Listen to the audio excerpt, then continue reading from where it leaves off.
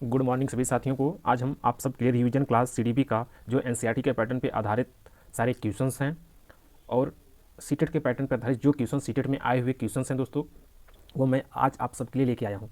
ठीक है, तो आइए आज की क्लास स्टार्ट करते हैं।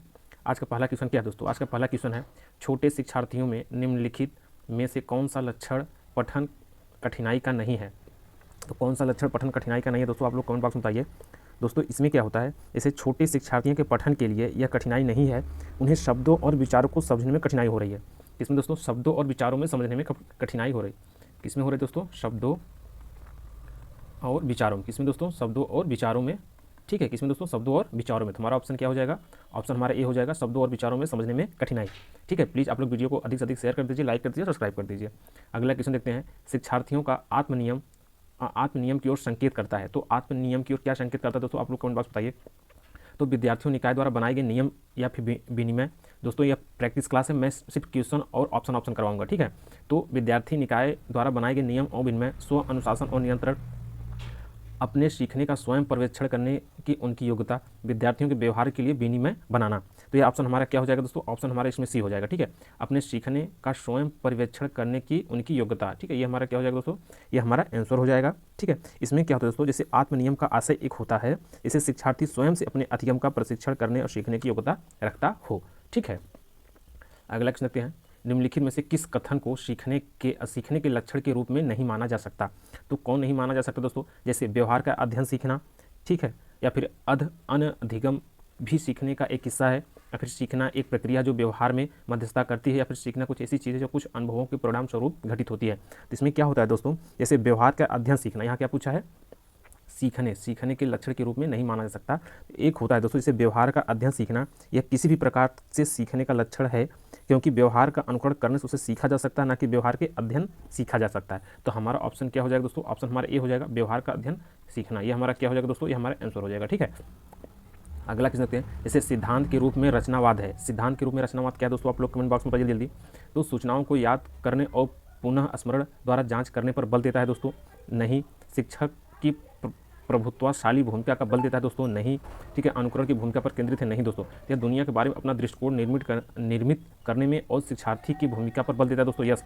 तो हमारा ऑप्शन क्या हो जाएगा दोस्तों? ऑप्शन हमारा डी आंसर हो जाएगा। ठीक है, अगला क्वेश्चन देखते हैं, जो चीज़ें न समझ में आप लोग कमेंट बॉक्स में कमेंट करके पूछ सकते हैं। सृजनात्मक शिक्षार्थी वह है जो क्या है दोस्तों? परीक्षा में हर बार अच्छे अंक प्राप्त करने में योग्य हैं दोस्तों? नहीं। ठीक है, पार्श्व लेटरल, चिंतन और समस्या समाधान में अच्छा हो, जो दोस्तों किसमें हो? पार्श्व में भी हो, चिंतन में भी और समस्या समाधान में भी अच्छा हो। ठीक है दोस्तों, अगला क्वेश्चन देखते हैं, अवधारणाओं का विकास मुख्य रूप से का हिस्सा है। तो किसका हिस्सा है दोस्तों, आप लोग कमेंट बॉक्स बताइए। शारीरिक विकास का, या फिर संवेगात्मक विकास का, या फिर सामाजिक विकास का, या फिर बौद्धिक विकास का? ठीक है दोस्तों, यह क्या हो सकता है दोस्तों? बौद्धिक विकास का। यह किसका है दोस्तों? बौद्धिक विकास का। ठीक है, अगला क्वेश्चन सिर्फ आप लोग रिवीजन देखिए, प्रैक्टिस के अलावा कुछ भी मत पढ़िए दोस्तों, सिर्फ जितना हो सके उतना प्रैक्टिस क्वेश्चन करिए दोस्तों आप लोग। ठीक है, आनुवांशिक को सामाजिक संरचना माना जाता है, गयात्मक का, प्राथमिक का, स्थिर का, गौण का? तो कौन माना जाता है दोस्तों? आप लोग कमेंट बॉक्स में बताइए दोस्तों, जल्दी जल्दी कमेंट बॉक्स में बताइए कौन माना जाता है दोस्तों? स्थिर का। किसका माना जाता है दोस्तों? स्थिर का। ठीक है, किसका दोस्तों? स्थिर का। तो हमारा ऑप्शन क्या हो जाएगा दोस्तों? ऑप्शन हमारा बी हो जाएगा। ठीक है, स्थिर। अगला क्वेश्चन देखते हैं, सीखने का वह सिद्धांत जो पूर्ण रूप से और केवल अवलोकनीय व्यवहार पर आधारित है और सीखने के सिद्धांत से संबंध है। तो व्यवहारवादी, संज्ञानवादी, रचनावादी, विकासवादी? ठीक है, तो इसमें क्या होता है दोस्तों, जैसे सीखने के व्यवहारवादी सिद्धांत को प्रतिपादनों का मानना है कि सीखने के लिए उद्दीपक का होना आवश्यक है। किसका दोस्तों? उद्दीपक का। उद्दीपक किसका होना आवश्यक है दोस्तों? उद्दीपक का होना आवश्यक है। ठीक है दोस्तों, आवश्यक है। किसका आवश्यक दोस्तों? उद्दीपक का होना आवश्यक है। ठीक है, तो हमारा इसमें आंसर क्या हो जाएगा दोस्तों?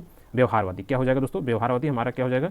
आंसर हो जाएगा। ठीक है, अगला क्वेश्चन देखते हैं, निम्नलिखित में से कौन सा समझ के लिए शिक्षण को प्रदर्शित नहीं करता? ठीक है, तो हमारा आंसर क्या हो जाएगा दोस्तों? आप लोग कमेंट बॉक्स बताइए। समानता और अंतर देखने, सादृश्यता स्थापित करने के लिए विद्यार्थियों का सहायता करना होगा दोस्तों? नहीं। विद्यार्थियों को एकांकी तथ्यों और प्रतिक्रियाओं को याद करने के योग्य बनाना दोस्तों? नहीं। परिघटना अवधारणा को अपने शब्दों में अभिव्यक्त करने के लिए विद्यार्थियों को कहना? यस। ऑप्शन हमारा क्या हो जाएगा दोस्तों? ऑप्शन हमारा सी हो जाएगा। ठीक है, अगला प्रश्न देखते हैं, निम्नलिखित में से कौन सी विशेषता आंतरिक रूप से अभिप्रेरित बच्चों के लिए सही नहीं है? तो कौन रूप में अभिप्रेरित बच्चों के लिए सही नहीं है? तो हमारा ऑप्शन क्या हो जाएगा दोस्तों? ऑप्शन हमारा सी हो जाएगा। ये हमेशा सफल होते हैं। क्या होते हैं दोस्तों? ये हमेशा क्या होते हैं? सफल। हमारा ऑप्शन क्या हो जाएगा दोस्तों? ऑप्शन हमारा सी हो जाएगा। ठीक है, अगला प्रश्न देखते हैं, पियाजे के अनुसार विकास की पहली अवस्था, ठीक है, पियाजे के अनुसार विकास की पहली अवस्था जन्म से लगभग 2 वर्ष आयु के दौरान बच्चा सबसे बेहतरीन सीखता है। तो इसमें सबसे बेहतरीन क्या सीखता है दोस्तों, आप लोग को मैं बता देता हूँ। इसमें पियाजे के अनुसार विकास की पहली अवस्था में संवेदीय पेशी अवस्था होती है। इसमें कौन सी दोस्तों पहली अवस्था कौन सी होती है, संवेदी।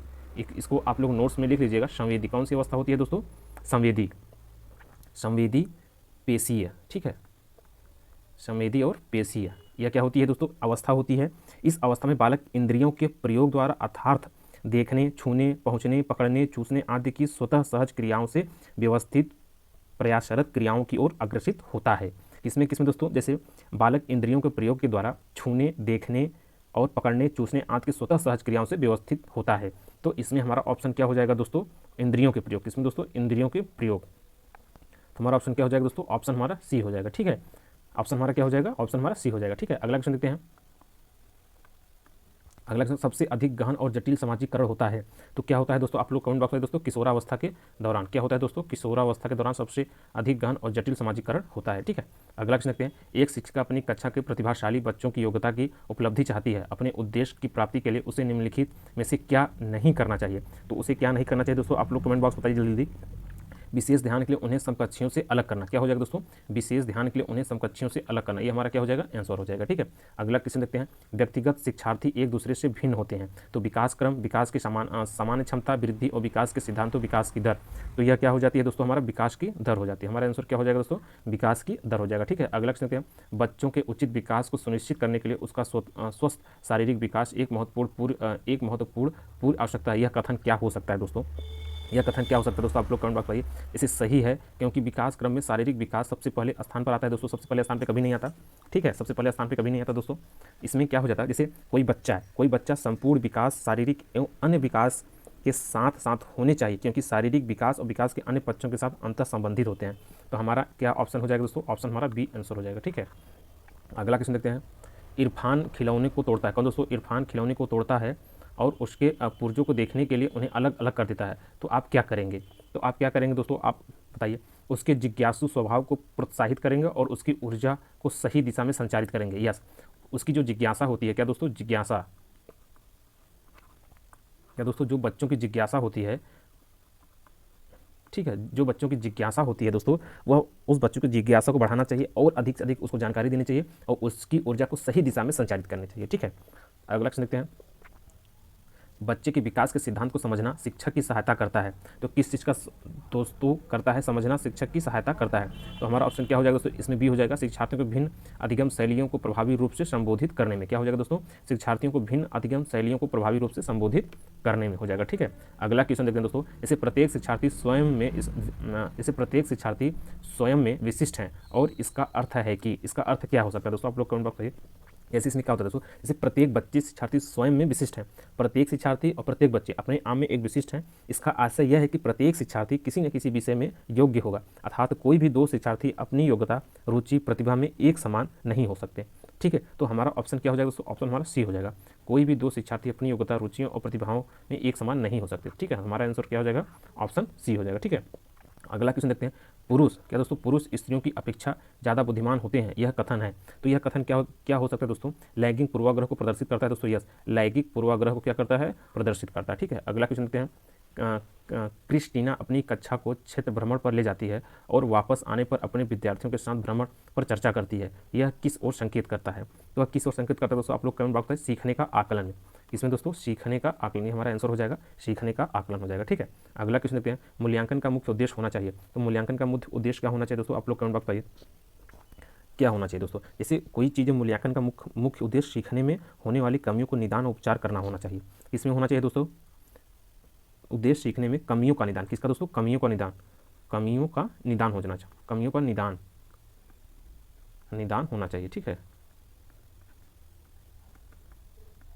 कमियों का क्या होना चाहिए दोस्तों, कमियों का निदान होना चाहिए और उपचार भी होना चाहिए। और क्या होना चाहिए, उपचार। तो इससे हमारा ऑप्शन क्या हो जाएगा दोस्तों, सीखने में कमियों का निदान और उपचार करना, ऑप्शन हमारा बी हो जाएगा, ठीक है। अगला क्वेश्चन देखते हैं। शिक्षार्थी जो पहले सीख चुके हैं उनकी पुनरावृत्ति और प्रत्यास्मरण में शिक्षार्थियों की मदद करना महत्वपूर्ण है, क्योंकि क्या सबसे महत्वपूर्ण है दोस्तों, क्या आप लोग बताइए। इसमें क्या होगा दोस्तों, यदि शिक्षार्थी किसी पाठ्य पुस्तक को पढ़कर सीख चुका है, आप लोग मेरी बात को ध्यान से सुनिए दोस्तों, ये जैसे यदि कोई शिक्षार्थी है वह अपने पाठ्य पुस्तक को पढ़कर सीख चुका है तो उनकी पुनरावृत्ति और प्रत्यास्मरण में शिक्षार्थियों की मदद करना महत्वपूर्ण है, क्योंकि नई जानकारी को उससे जोड़ना और सीखने को समृद्धि बनाता है। तो इससे हमारा ऑप्शन क्या हो जाएगा दोस्तों? ऑप्शन हमारा डी, नई जानकारी को पूर्व जानकारी से जोड़ना सीखने को समृद्ध बनाता है। ये हमारा क्या हो जाएगा दोस्तों? ये हमारा आंसर हो जाएगा। ठीक है, अगला क्वेश्चन क्या है? अगला क्वेश्चन क्या है? सृजनात्मक उत्तरों के लिए आवश्यक है मुक्त उत्तर वाले प्रश्न, या फिर अत्यंत अनुशासित कक्षा, फिर प्रत्यक्ष शिक्षण और प्रत्यक्ष प्रश्न, या फिर विषय वस्तु आधारित प्रश्न। तो इसमें हमारा आंसर क्या हो जाएगा दोस्तों? मुक्त उत्तर वाले प्रश्न। ये हमारा क्या हो जाएगा? ये हमारा आंसर हो जाएगा। ठीक है, अगला क्वेश्चन क्या है? शिक्षार्थियों को के लिए प्रोत्साहित नहीं करना चाहिए। शिक्षार्थियों को किस लिए प्रोत्साहित नहीं करना चाहिए? आप लोग कमेंट बॉक्स में बताइए दोस्तों, और प्लीज़ वीडियो को आप लोग अधिक शेयर कर दीजिए और हमारी बात को ध्यानपूर्वक सुनिए।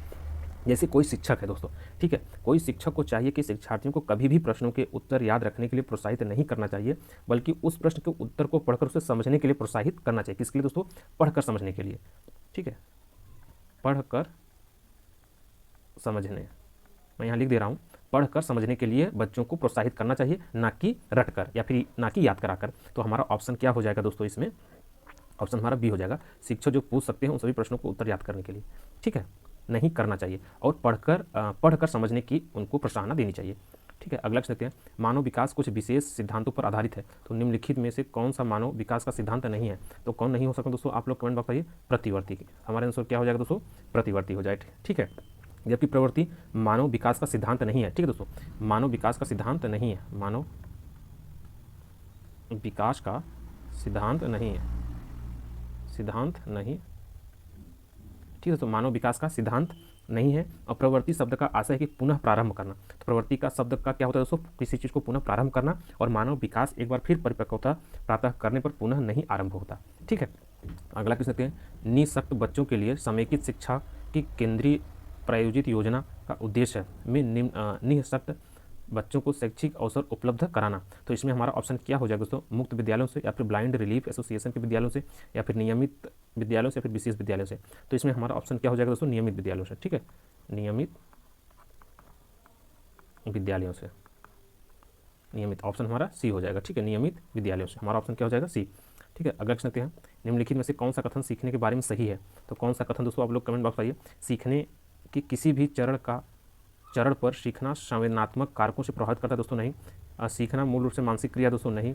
बच्चों द्वारा की गई त्रुटियों या संकेत करती हैं किसी तरह का सीखना नहीं हुआ दोस्तों? नहीं। ऑप्शन हमारा क्या हो जाएगा तब? ऑप्शन डी, सीखना उस वातावरण में प्रभावी होता है जो संवेगात्मक रूप से सकारात्मक हो और शिक्षार्थी को संतुष्ट करने वाला हो। तो हमारा ऑप्शन क्या हो जाएगा? ऑप्शन हमारा डी हो जाएगा। ठीक है, अगला क्वेश्चन देखते हैं दोस्तों। अगला क्वेश्चन क्या है? निम्नलिखित में से कौन सा रचनात्मक आकलन के लिए उचित उपकरण नहीं है? तो कौन उचित नहीं हो सकता दोस्तों? जैसे ऑप्शन हमारा सी, दत्त कार्य। क्या नहीं होगा दोस्तों? दत्त कार्य नहीं हो सकता। ठीक है, अगला क्वेश्चन देखते हैं, विद्यार्थियों के सीखने में जो रिक्तियाँ रह जाती हैं उनके निदान के बाद होना चाहिए। तो उनके निदान के बाद क्या होना चाहिए दोस्तों? सभी पाठों को व्यवस्थित रूप से दोहराना दोस्तों? नहीं। शिक्षार्थियों और अभिभावकों को उपलब्धि के बारे में बताना दोस्तों? नहीं। समुचित उपचारात्मक कार्य होता है दोस्तों? नहीं। सघन अभ्यास कार्य है दोस्तों? यस। हमारा ऑप्शन क्या हो जाएगा दोस्तों? नहीं, सॉरी दोस्तों, हमारा हो जाएगा ऑप्शन सी, समुचित उपचारात्मक कार्य। हमारे आंसर क्या हो जाएगा? ऑप्शन सी हो जाएगा। जैसे इसमें क्या होता है दोस्तों? जैसे विद्यार्थियों को सीखने में जो रिक्तियां रह जाती हैं उनके निदान के बाद उनमें सुधार या फिर समुचित उपचारात्मक कार्य की आवश्यकता होती है। ठीक है, हमारा अगला क्वेश्चन देखते हैं, भारतीय समाज की बहुभाषिक विशेषता को देखा जाना चाहिए। तो किस तरीके से देखा जाना चाहिए दोस्तों? एक चीज़ बता दें आपको मैं, जो भारतीय समाज है और भारतीय समाज की बहुभाषिक विशेषता को विद्यालयी जीवन को समृद्ध बनाने में संसाधन के रूप में देखा जाना चाहिए। तो किसके रूप में देखा जाना चाहिए दोस्तों? समृद्ध बनाने में। किसमें दोस्तों? समृद्ध बनाने में। ठीक है, किसमें दोस्तों? विशेषता को समृद्ध में, मतलब किसमें देखा जाना चाहिए दोस्तों? इसमें होता है विद्यालय जीवन को समृद्ध बनाने में संसाधन के रूप में देखा जाना चाहिए। ठीक है दोस्तों, समृद्ध बनाने में संसाधन। तो हमारा ऑप्शन क्या हो जाएगा दोस्तों? ऑप्शन हमारा डी हो जाएगा। ठीक है, आज बस इतना ही दोस्तों। आप लोग का बहुत बहुत धन्यवाद। ठीक है, प्लीज़ आप लोग वीडियो को लाइक कर दीजिए, शेयर कर दीजिए। जो चीज़ें न समझ में आप लोग कमेंट बॉक्स में कमेंट करके पूछ सकते हैं।